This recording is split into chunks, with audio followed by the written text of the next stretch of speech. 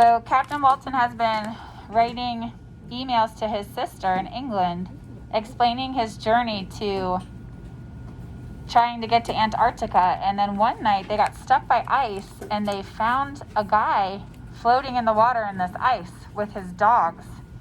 And unfortunately, all but one sled dog were dead, but they pulled up the dog and the man and they helped nurse him back to health. And now we're hearing about his stories. We know that he's hunting, or he's trying to find something. His name is Victor Frankenstein, and we know he's trying to find somebody, and we're getting the backstory of why he's trying to find them. Chapter 3, My Studies. At the university, I first met Professor Kremp, who taught physics. He was a short, stout man with a gruff voice and a disgusting face. But he knew a great deal of the secrets of his science. He asked me about my own education. I mentioned the names of the alchemists I had studied. "Have you really wasted your time studying that?" he demanded. I replied that I had. "Then all the time is lost," he bellowed. "Good God, my dear sir, you must begin your studies again from the start." He wrote down a list of several books on physics for me to read. Professor Waldman taught chemistry. He was not like Professor Kremp at all. He had good posture and he was a thoughtful, kind man. He talked about modern chemistry with a mellow voice. I will never forget what he said. "Modern scientists have performed miracles. They dig into the hiding places of nature. They uncover how nature works." I was fascinated by the professor's words. So much has been done by scientists, I said to myself, but I will achieve even more.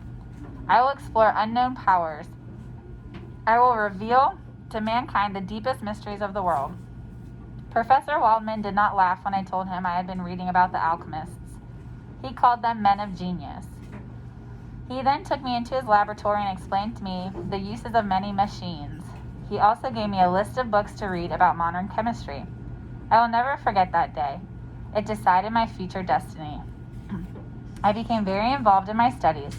Professor Waldman became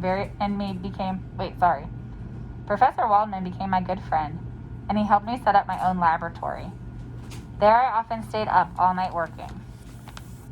2 years passed. During this time, I wrote to Elizabeth and my family, but I did not visit Geneva. I worked so hard that at the end of 2 years, I made improvements to some chemical instruments. This brought me great respect at the university. I knew as much about physics as any professor.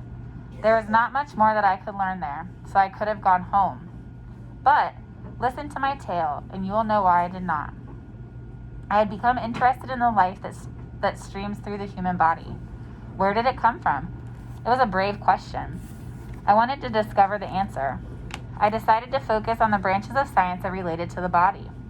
I needed to see how the human body changed after death. Darkness and graveyards did not scare me, and I began to visit tombs and morgues. I studied the bodies and noted all the changes after death. I had ideas on how the body goes from life to death, and then from death to life. In this darkness, a sudden light came upon me. It was a brilliant, wonderful, simple idea. Was I truly the first to discover it? I had stumbled upon the cause of life. No, it wasn't something more.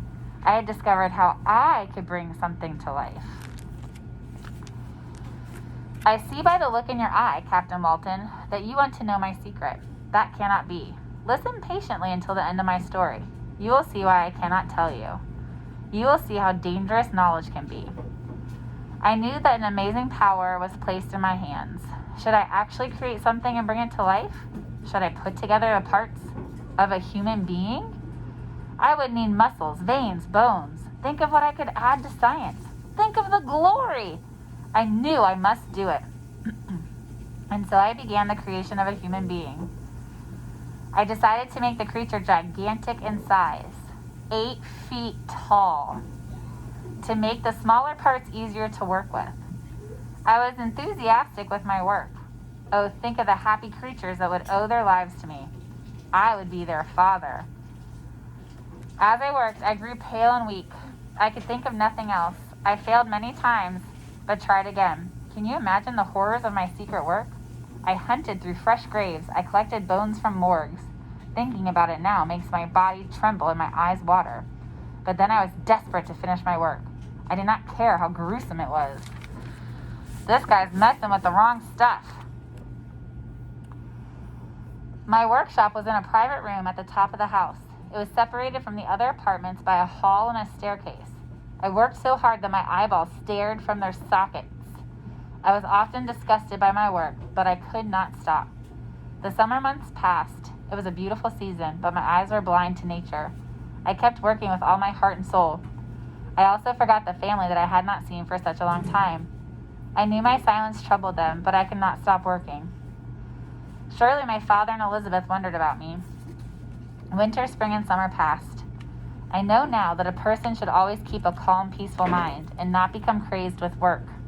If you study something day and night and forget the simple things in life, you cannot be happy. If you work at something so long and hard that it makes you forget those you love, then that work is not good. Oh, think how much better life would be if we did not strive for glory. Captain Walton. Ah, but I'm giving you a lesson during the most interesting part of my tale, yes? Your looks remind me to go on.